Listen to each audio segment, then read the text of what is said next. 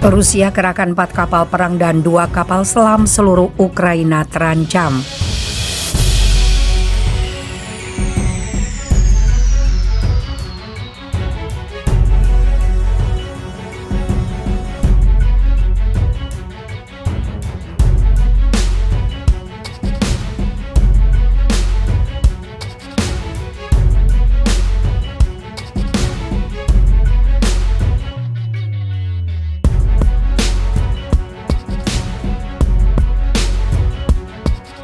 Rusia telah mengerahkan 4 kapal perang dan 2 kapal selam ke Laut Hitam. 6 kapal itu membawa lebih dari 30 rudal jelajah kaliber yang mengancam seluruh wilayah Ukraina. Angkatan bersenjata Ukraina mengkonfirmasi keberadaan kapal-kapal musuh yang berbahaya tersebut. Di wilayah Odessa, situasinya stabil dan terkendali. Kelompok Angkatan Laut Rusia di Laut Hitam tidak berubah secara signifikan, menimbulkan ancaman serangan rudal. Ada juga aktivitas permusuhan di sekitar Pulau Zimini, kata juru bicara Komando Operasi Selatan Vladislav Nazarov di Telegram yang dilansir Uninformed Sabtu 14 Mei. Menurutnya, Rusia telah menciptakan pangkalan ofensif di Pulau Zimini dan mencoba mengacaukan situasi di Transnistria. Ada upaya untuk membakar komisariat militer di Tiraspol dan serangan palsu terhadap depot minyak. Mengguncang situasi harus menciptakan dasar untuk menuduh Ukraina melanggar batas wilayah Republik yang memproklamirkan diri itu, kata Nazarov. Menurut Nazarov, sekarang ada 4 kapal perang Rusia dan 2 kapal selam di Laut Hitam yang membawa lebih dari 30 rudal kaliber. Hal itu, lanjut dia, menimbulkan ancaman serangan rudal terhadap seluruh wilayah Ukraina. Selain itu, menurut data dari Direktorat Intelijen Utama Kementerian Pertahanan Ukraina, musuh masih berencana untuk menyebarkan sistem rudal pertahanan udara Pansir dan sistem rudal permukaan ke udara Tor M2 di Pulau Zimini. Militer Rusia belum mengkonfirmasi tentang pengerahan 6 kapal militernya ke Laut Hitam. Namun Moskow selama invasinya telah menembakkan beberapa rudal jelajah kaliber yang menimbulkan banyak kerusakan di Ukraina.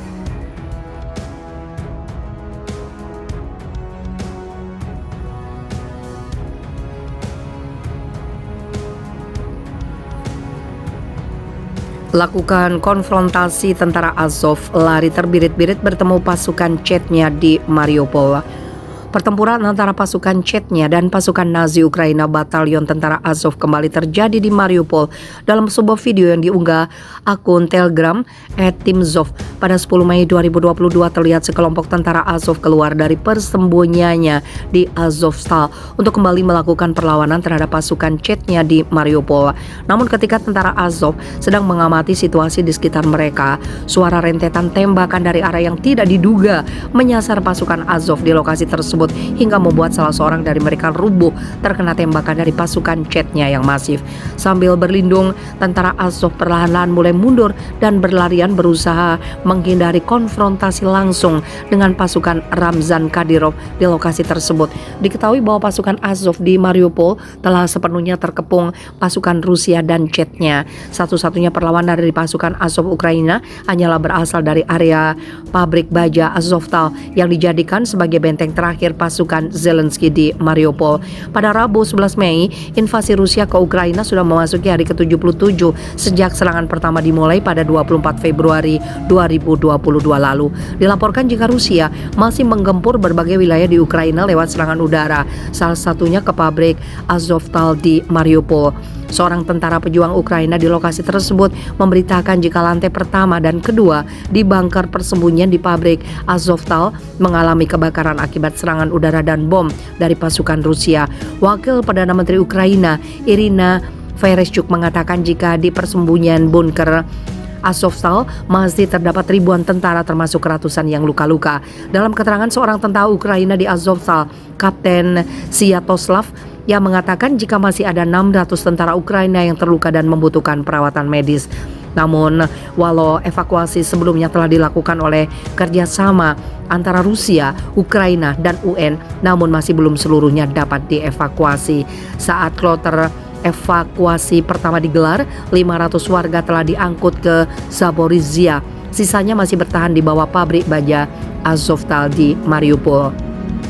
Sebelumnya, pada tanggal 10 Mei 2022, Kementerian Pertahanan Rusia mengklaim jika tentara separatis pro-Rusia di Luhansk atau yang dikenal pejuang LPR telah memasuki wilayah perbatasan administratif di wilayah Luhansk, Ukraina Timur untuk terus memukul mundur tentara Ukraina.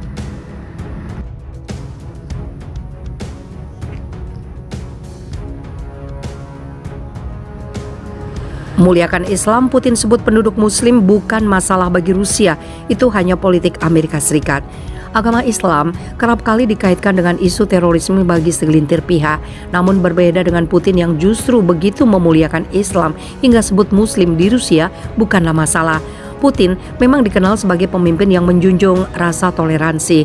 Terbukti dari tidak melarang penduduk Rusia yang putuskan menjadi seorang muslim dengan menganut agama Islam. Saat ini Rusia termasuk salah satu negara di kawasan benua Eropa yang memiliki muslim terbanyak. Putin memperolehkan warganya untuk menganut agama Islam. Ada yang menarik dalam keharmonisan antara Islam dengan Putin. Menurutnya, muslim di Rusia tidak perlu diawasi. Dilansir dari kanal YouTube Data Fakta, saat itu Putin tengah diwawancarai oleh sutradara besar Oliver Stone. Sutradara tersebut lantas bertanya kepada Putin mengenai banyaknya penduduk di Rusia yang putuskan untuk memeluk Islam. Oliver menanyakan terkait cara dari pemerintah setempat untuk mengawasi penduduk muslim tersebut. Dengan tegas Putin menanggapi pertanyaan tersebut. Ia dengan tegas menjawab bahwa banyak warga di Rusia yang muslim tidak perlu diawasi, bahwa muslim tidak harus diawasi dan warga Rusia banyak yang muslim, ungkapnya. Dikutip Hoops.id melalui kanal YouTube Data Fakta pada Kamis 12 Mei, yang menambahkan bahwa politik Amerika dan sekutunya lah yang menganggap bahwa muslim bermasalah.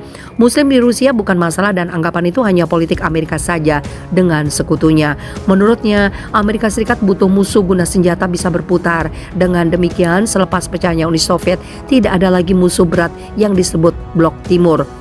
Kutip ayat Al-Quran saat pidato. Cara Putin dalam memuliakan Islam tidak hanya itu saja. Diketahui bahwa pria parubaya itu beberapa kali kerap kutip salah satu ayat Al-Quran dalam pidatonya. Dilansir dari kanal YouTube Data Fakta, diketahui Putin pernah mengutip Quran surat Asy-Syura ayat 23. Ayat tersebut dikutipnya pada saat menyampaikan pidato di Hari Persatuan Rusia pada tanggal 4 November 2020 silam, yang tentunya dalam terjemahan bahasa Rusia.